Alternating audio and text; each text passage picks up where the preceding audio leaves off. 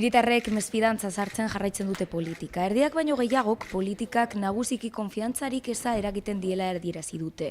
Gainera, elkarrizketatutako 10 pertsonetatik 4 adirazi dute libre sentitzen direla mundu guztiarekin politikaz hitz egiteko.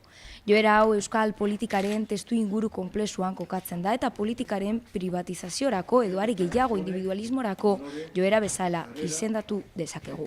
Hiritarrak mesfidantzaz eta interes eza erakusten dute politikoaren gan, baina gehiago batek sistema demokratikoa defendatzen du.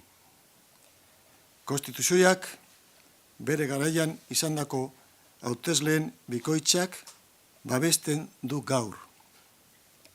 Eta estatutuaren aldeko aukerak independentistak bikoizten dituzte. Bestalde, demokrazian, 33 urte igaro ondoren, konstituzioari babesak 1978 urtean lortu zuena, ia bikoiztu egiten du.